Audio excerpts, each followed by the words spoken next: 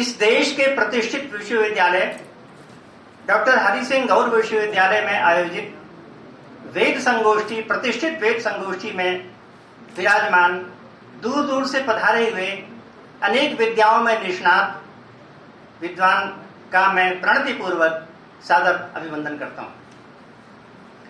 मेरे व्याख्यान का विषय है संस्कृत वाङ्मय में अक्षर विज्ञान।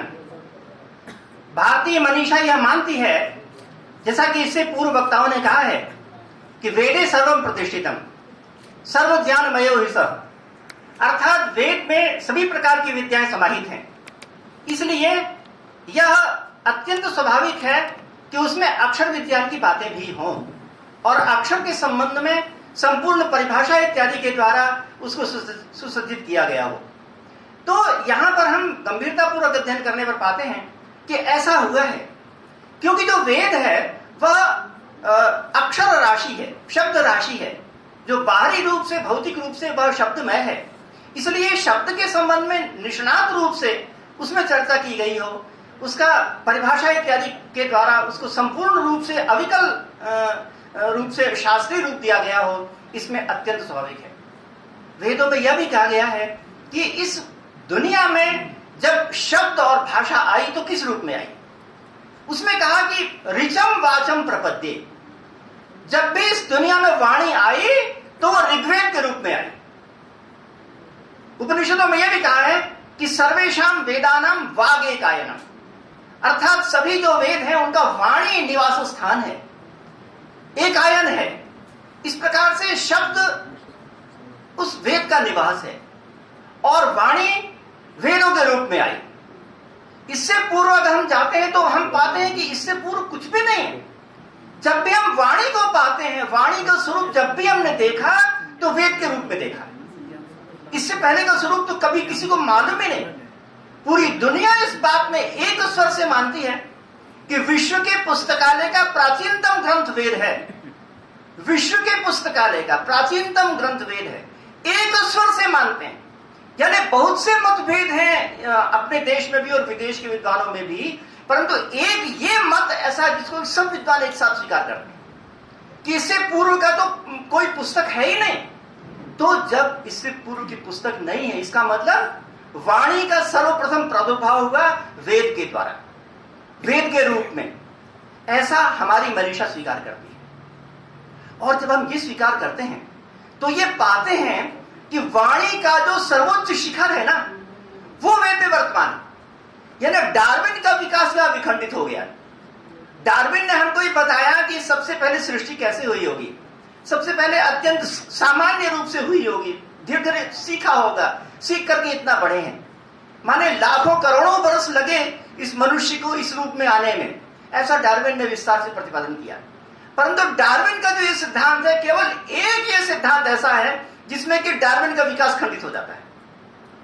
हम देखते हैं कि भाषा का जो स्वरूप है, भाषा का स्वरूप जब भी हमको प्राचीन से प्राचीनतम स्वरूप में जब भी भाषा को देखने को मिला, तब हमने ये पाया कि वो भाषा सर्वोच्च शिखर पर है।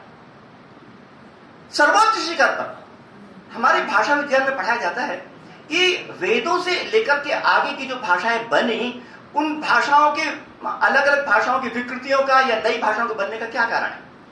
भाषा विज्ञान के विद्वान बहुत से कारण बताते हैं। वेदों से विभिन्न भाषाएं नई नई कैसे बन गई, तो उसमें उन सब जो कारण, उनसे एक कारण है सरलीकरण, अर्थात सरल बनाना। दुनिया की सब भाषाओं ने वेदों से जब भाषा को लिया तो उसके पश्चात सरल करते चले गए। सरल करते करते करते करते आज हिंदी में पहुंचे। सरलीकरण सबसे बड़ा फैक्टर है, सरल किया गया। इसका मतलब ये कि वेद सबसे कठिन, सबसे उच्च शिखर पर थी, सर्वोच्च शिखर पर थी वो भाषा। तो ये एक विशिष्टता है, ये एक विचित्रता है। भाषा के जितने अंग होते हैं वे सब के सब अंग वेदों में पाए जाते हैं। यानी पाणिनि व्याकरण में जितने भाषा के अंग बताए गए, संधि हो, समास हो, छंद हो, विग्रह करना हो, प्रकृति प्रत्यय हो, सबके सब का उदाहरण हम वेद में खोज सकते हैं, वेद में पाते हैं। और आगे के जितने भी भाषा के शब्द, संस्कृत भाषा के शब्द हो, उन सब में हम देखते हैं कि वे सभी चीजें हैं जो कि वेदों में कही गई, वहां से ली गई, वहां से प्राप्त की गई। तो डार्विन जैसे लोगों ने यह सोचा कि इससे पहले भी कोई भाषा रही होगी, ऐसी कल्पना करते हैं। डॉक्टर सुनीति कुमार चटर्जी हैं, वो उन्होंने कल्पना की कि वेदों से पहले भी कोई भाषा रही होगी। बड़ी मजेदार बात है। वो जो अपना गायत्री मंत्र है ना, गायत्री मंत्र के सुनीति कुमार चटर्जी उससे पहले गायत्री मंत्र की कल्पना करते हैं। भर्गो तत्सवितुर्वरेण्यम तो कहते हैं कि उससे पहले रहा होगा तत्सवितृस वरेण्यम भर्गस दैवस्य धीमहि धियस् यस्नस् प्रचोदयात्, ऐसा कहने वाले डॉक्टर सुनीति कुमार चटर्जी हैं। वो कहते हैं कि उससे पहले ये रहा होगा। तुलनात्मक अध्ययन से ग्रीक और संस्कृत की तुलना करके ये बताते कि इससे पहले रहा होगा। रहा होगा कहते हैं, कोई प्रमाण तो है नहीं उनके पास। हमारी भारतीय मनीषा ये मानती है कि जब सबसे पहले विश्व में आई तो ये वेद की भाषा आई। तो ये जब वेद की भाषा आई तो एक समानांतर विकास हुआ, यानी एक भौतिक विश्व था और एक शब्द संसार था। एक भौतिक संसार था और एक शब्द संसार था। दो संसार इस दुनिया में आए हैं। सबसे पहले जब दुनिया बनी तो भौतिक संसार आया, उसके पश्चात जब वेद की वाणी आई तो शब्द विश्व आया। दो संसार बने, समानांतर पैरेलल शब्द विश्व बना।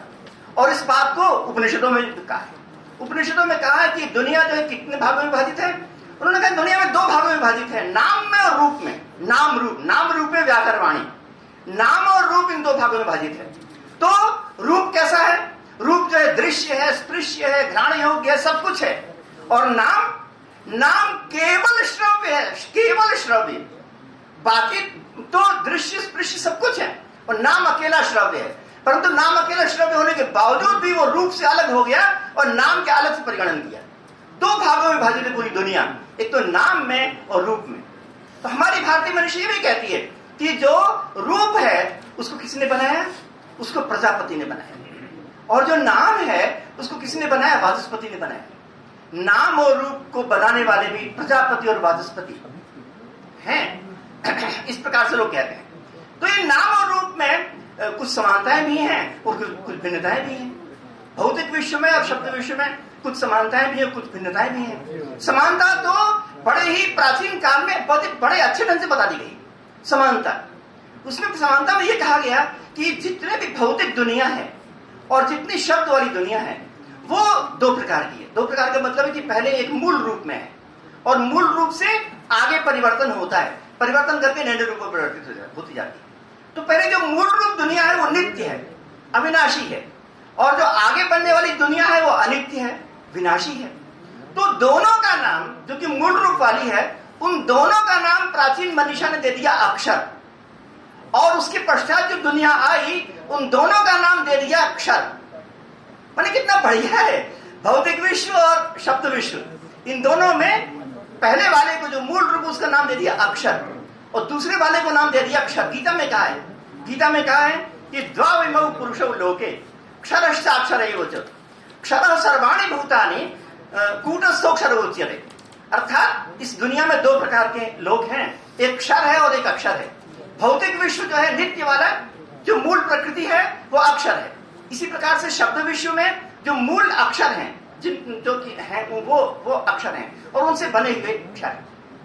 इस प्रकार की जो बातें कही गई वो अपने आगे जितना भी काव्य शास्त्र है उन सब में ये बातें कही। काव्य शास्त्र में कहा कि आगे वाली जो दुनिया उसकी तो कल्पना ने कितने रूपों में आ जाती है। केवल एक अक्षर, केवल एक भौतिक विश्व में जो तत्व हैं उनसे न जाने कितने प्रकार के यौगिक बनेंगे, न जाने कितने प्रकार की दुनिया में चीजें आएंगी, उनको तो कोई कल्पना नहीं। निबद्ध सा क्षयम नहीं थी प्रकृति जगतामिव, निबद्ध सा क्षय नहीं थी सा वाणी। सा वाणी, वो वाणी जब अक्षर से अक्षर के रूप में आती है तो कितने रूप में परिवर्तित होगी, हजारों लाखों करोड़ों अरबों असंख्य रूप में परिवर्तित होगी, कोई गणना नहीं है। प्रकृति जगतामिव, जैसे कि भौतिक विश्व में होता है, भौतिक विश्व में ये होता है। हम जब आजकल के जो साइंटिस्ट हैं, भौतिक विज्ञान के जो लोग हैं, उन सबको देखते हैं तो ये पाते हैं कि वो भी ऐसे ही परिकल्पना करते हैं। भौतिक विज्ञान के विद्वानों ने बताया कि भौतिक विज्ञान में जो विभिन्न प्रकार के तत्वों के परमाणु हैं, वो अगर विजातीय परमाणु हो या सजातीय परमाणु हो, जब विविध संख्याओं में रासायनिक संक्रिया के द्वारा मिलते हैं तो उनसे यौगिक के अणु तैयार होते हैं और उन यौगिकों के जो अणु हैं वो असंख्य मात्रा में तैयार होते हैं, हो सकते हैं। ऐसा मॉडर्न फिजिक्स के लोगों ने बताया। तत्वों से ऐसा हो सकता है। इसी प्रकार से शब्द की भी हालत है। शब्द में भी जो अक्षर हैं उनको सजातीय अक्षर और विजातीय अक्षर दोनों प्रकार के, विविध प्रकार की संख्याओं में मिलाने से कितने प्रकार के बनेंगे ये की कल्पना नहीं है। जितने भी हमारे गणित में परम्यूटेशन नाम की एक विधि है, उस परम्यूटेशन नाम की विधि से पता जाता है कि कितने प्रकार के शब्द बन सकते हैं। मैंने एक बार गणित में करना शुरू किया तो मैंने पाया कि कोई गिनती नहीं है। कभी अवसर मिलेगा तो उस परम्यूटेशन को बताएंगे कितने प्रकार के अक्षर बन सकते हैं। बहुत अच्छा है वो। तो इस प्रकार से उन्होंने बताया कि कितने हो सकते हैं। तो ये विभिन्न प्रकार के अक्षर बन सकते हैं। अब यहां पर साइंटिस्ट लोगों ने भौतिक विज्ञान में जो तत्व उनको निर्धारित कर दिया है, तत्वों की संख्या 100 से कुछ ऊपर है, पक्का तत्व का निर्धारण कर दिया। कैसे किया? उन्होंने तत्व की डेफिनेशन दिया है, तत्व की परिभाषा दी। किसको कहते हैं? तत्व। उस तत्व की परिभाषा के अनुसार 100 से कुछ ऊपर दुनिया के विद्वानों ने भौतिक को निर्धारण कर दिया है। हमारे भारतीय मनीषा ने अक्षर कितने होते हैं उसका निर्धारण कर दिया है। जिस प्रकार से भौतिक विज्ञान के विद्वानों ने एलिमेंट्स कितने होते हैं इसका निर्धारण कर दिया है। एलिमेंट्स कितने होते हैं पक्का पता है, क्यों? उनकी डेफिनेशन है। उस डेफिनेशन में जो उतरता है उतने तत्व होते हैं, तो निर्धारण कर दिया है। अपने भारतीय मनीषा ने अक्षर कितने होते हैं उनका पता लगा दिया और उनकी परिभाषा दी।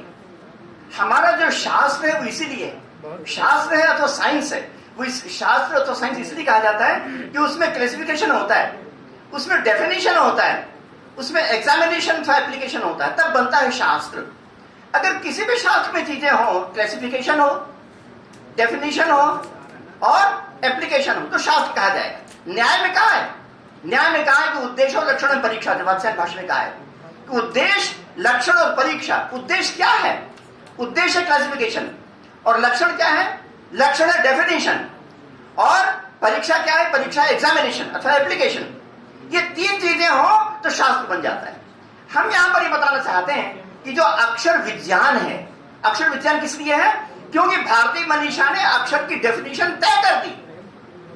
भारतीय मनीषा ने अक्षर की जो परिभाषा है वो तय कर दिया, और अक्षर की परिभाषा तय करके कितने अक्षर ये बता दिया। इस प्रकार से वो शास्त्र को रूप ले लेता है। तो अब हम ये संक्षेप में बताना चाहते हैं कि भारतीय मनीषा ने अक्षर की परिभाषा क्या दी है।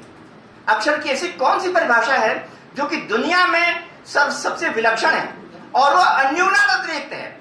लक्षण में न्याय शास्त्र में भी कहा जाता है, न्याय में कहा जाता है कि लक्षण क्या होता है? जो अन्यूनातिरिक्त हो, है ना, न्यून बिल्कुल ना हो और अतिरिक्त बिल्कुल ना हो। अगर थोड़ा भी न्यून हुआ तो लक्षण में नहीं आएगा, अतिरिक्त हुआ तो लक्षण में नहीं आएगा, अन्यूनातिरिक्त हो तो बनता है लक्षण। भारतीय मनीषा ने अक्षर की परिभाषा तय कर दी, अन्यूनातिरिक्त परिभाषा तय कर दी। तो परिभाषा क्या है?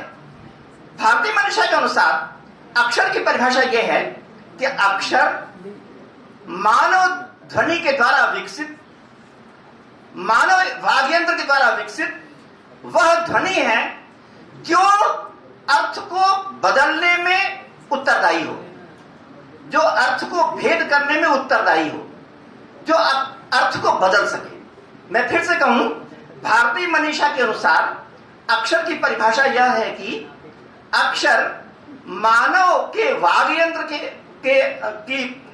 से उत्पन्न वह ध्वनि है जो कि अर्थ को बदलने में उत्तरदायी हो, जो कि अर्थ को बदलने में सक्षम हो। इस बात के महाभाष्य में बहुत से उदाहरण दिए। महाभाष्य में उदाहरण दिया, 3 शब्द हैं, एक तो कूपः और सुपः और यूपः, ये 3 शब्द हैं।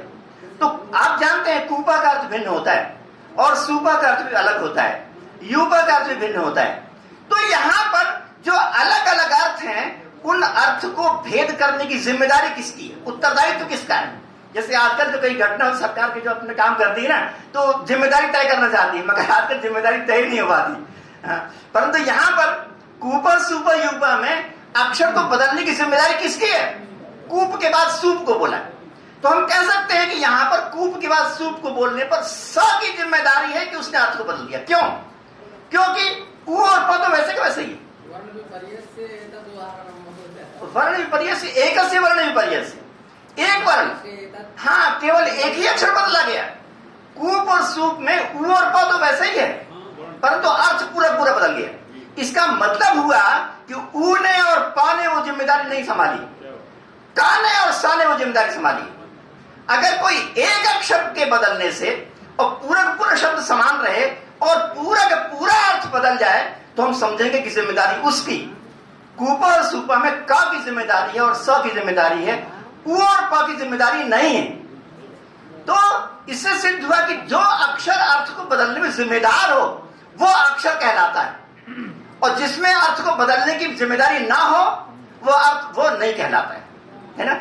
वर्ण के संबंध में, अक्षर के संबंध में एक बड़ी विलक्षण बात आपको बताते हैं, है ना। बड़ी विलक्षण बात है। विलक्षण बात यह है कि जो शब्द के अक्षर होते हैं वो अर्थ को बनाने में तो सबका योगदान होता है, अर्थ को बनाने में, मगर अर्थ के बदलने में केवल एक ही का योगदान होता है, अर्थ को बनाने में। कूपा कह लीजिए, कूपा में क उ प अ ये 4 हैं, इसमें से एक को भी हटा दे तो अक्षर वो नहीं निकलेगा, बेकार हो जाएगा वो, है ना। तो क की भी जिम्मेदारी, उ की भी, प की भी और अ की भी। हम यहाँ पर कह सकते हैं कि क की जिम्मेदारी या उ की जिम्मेदारी 1/4 है ना। आपको तो हम कुछ नहीं कह सकते। यहाँ पर 4 अक्षर हैं। पूर्व पक्षीय भाष्य को आप किस तरह से प्रस्तुत कर रहे हैं, मैं आपको तो कुछ नहीं कह सकता। पतंजलि महाभाष्य को, आचार्य पतंजलि को देखिए, ये पूर्व पक्षीय महाभाष्य है शब्द की उत्पत्ति का। उप का जो है वहाँ ककार, तो फिर उप जो है चला गया, वो किसी लायक नहीं रह गया, फिर कोई वो अक्षर ही नहीं रह जाएगा। ककार और सकारिय जो आप परिभाषा बता रहे हैं, अगर किसी विद्वान ने आज तक लिखी हो कहीं, ये आपकी हो सकती है, मैं मानता हूँ। अगर इस पूर्व पक्ष को इस तरह से प्रस्तुत आप कई जगह, तो हम थोड़ा आप मेरी बात सुने, इसलिए पूर्व पक्ष नहीं है, ये उत्तर पक्ष है, ये सिद्धांत है, ये परिभाषा है, ये सिद्धांत है, ये परिभाषा है। देखिए मेरी पूरी बात सुनने कृपा करके, मेरी पूरी बात सुनने कृपा करके, मैं कह रहा हूं कि कूप शब्द में जो अर्थ बना है, कुआं अर्थ बना है, वो कुआं अर्थ किसने दिया? क ने भी दिया, ऊ ने भी दिया, पा ने भी दिया, आ ने भी दिया, 4 अक्षरों ने मिलकर दिया है। मतलब हम कह सकते हैं कि 1/4 क की जिम्मेदारी है, 1/4 ऊ की जिम्मेदारी। शास्त्रार्थम या कृतवान अतएव अहम किं कथयामि यत्र नास्ति कोऽपि वैयाकरणः तत्र एवं वक्तुं शक्यते। मेरी पूरी बात सुनिए, मेरी पूरी बात सुनिए। मैं पूर्व पक्ष नहीं, मैं उत्तर पक्ष प्रस्तुत कर रहा हूं, मैं उनका समर्थन कर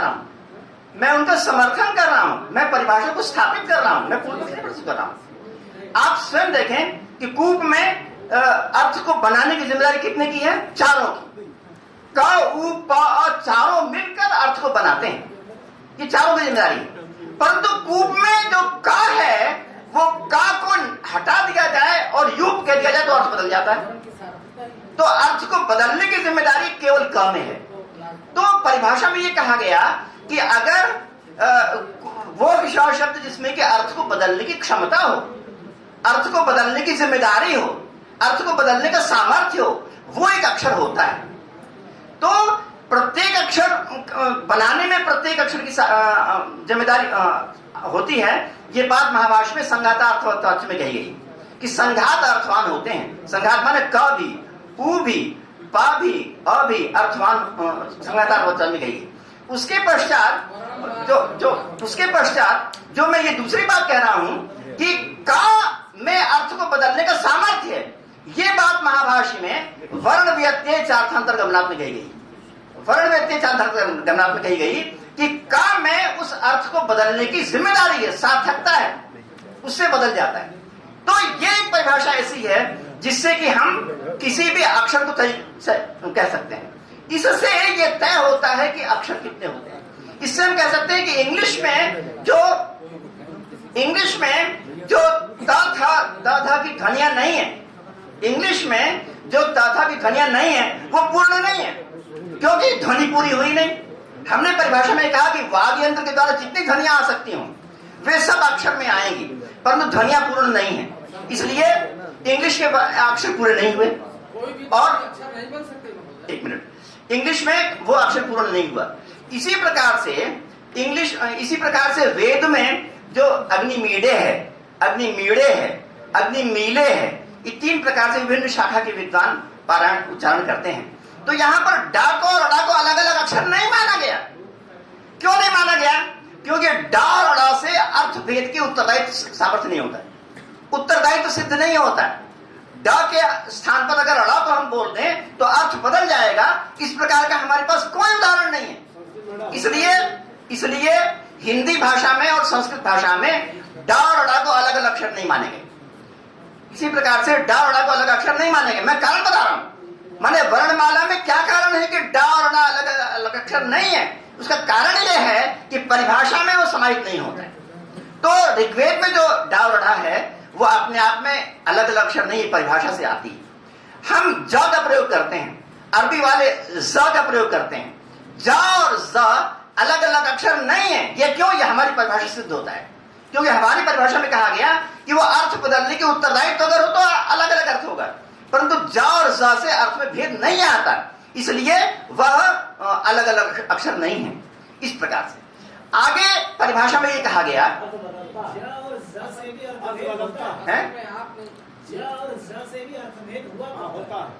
जैसे राज शब्द है और राज शब्द है, दोनों का अर्थ अलग अलग होता है। नहीं, मैं संस्कृत की बात कर रहा हूँ। संस्कृत में ऐसा नहीं होता, संस्कृत में ऐसा नहीं होता, संस्कृत में नहीं होता। अग्नि मेरे पुरोहिता वो अलग अलग अक्षर है। वेद का लंबा खींच करके इस विवाद को यहाँ समझ किया जाए। विवाद नहीं है, ये समाधान कह रहा हूँ। मैं किसी के विरोध में थोड़ी बोल रहा हूँ। मैं तो समर्थन कर रहा हूँ। बहुत सारी चीजें हाँ, मैं तो समर्थन कर रहा हूँ। शास्त्रार्थ नहीं, मेरी बात सुनिए, मैं तो समर्थन कर रहा हूँ। मैं तो भारतीय मनीषा को स्थापित कर रहा हूँ कि अक्षर जो आए हैं वो उनका वो जो पर्टिकुलर 64 अक्षर है वो क्यों है, उससे ज्यादा अथवा कम क्यों नहीं है। चीनी भाषा में 300-400 अक्षर होते हैं। क्यों 300-400 अक्षर होते हैं? यहां पर क्यों मान्य नहीं है? वो इसलिए क्योंकि हमारी परिभाषा में नहीं आते। हमारी परिभाषा, दूसरी परिभाषा ये है कि अगर द्रुत विलंबित के द्वारा अर्थभेद होता है तो अक्षर रूप में मान्य नहीं है। अगर द्रुत विलंबित के द्वारा, द्रुत विलंबित का मतलब होता है कि कोई चीज धीरे धीरे कही जाए अथवा लहजा बदल दिया जाए अथवा तेजी से कह दिया जाए, तो उससे वो अर्थभेद अगर द्रुत से होता है तो वो अक्षर अलग अलग नहीं माना जाएगा। मैं वाराणसी गया था तो यहाँ पर लहजा भेद हो गया, तो ये द्रुत विलंबित के द्वारा हुआ। तो परिभाषा में कहा गया कि अगर द्रुत विलंबित के द्वारा अर्थभेद होता है तो वह अलग अक्षर नहीं माना जाएगा। इस कारण से वो काकु, विवृति, द्रुत विलंबित इत्यादि को हमारे वर्णमाला में स्थान नहीं दिया गया है। तो जिन वर्णमाला में जिनको स्थान दिया गया है वो हमारी जो एक परिभाषा है, जो कि प्राचीन काल से प्रातिशाख्य इत्यादि में भी है और महाभाष्य इत्यादि में भी है, उन परिभाषाओं से अन्वित है। अन्वित होने के कारण से हमारी जो वर्णमाला है वो सर्वश्रेष्ठ है, सर्वोत्तम है और उसमें सबके सब अक्षर आ गए हैं। तो ये बातें जो मैंने आपके विद्वानों के समक्ष कही हैं वो केवल इसलिए कही है कि अपनी जो देश की वर्णमाला है वो इस माने में सर्वश्रेष्ठ है। अन्य कोई प्रसंग आएगा तो मैं बता पाऊंगा कि वर्णमाला के जो क्रम है वो वैज्ञानिक किस प्रकार से हैं, तो उन सबकी बातों को मैं ले पाऊंगा। ये जो अपनी संगोष्ठी है उसमें डॉक्टर उदय प्रताप भारती जी, डॉक्टर कृष्ण मोहन पांडे जी, डॉक्टर चक्रधर मैहर जी, डॉक्टर मदन मोहन तिवारी जी, इन 4 विद्वानों ने अपने अपने विषयों पर बात कही है और उन्होंने अपने अपने विषयों पर बड़े ही गंभीरता के साथ और बड़ी ही तन्मयता के साथ अपनी बातों को रखा है। इसलिए मैं उन सबको अपने अपने विषय में व्याख्यान करने के लिए सबको साधुवाद देता हूँ। धन्यवाद।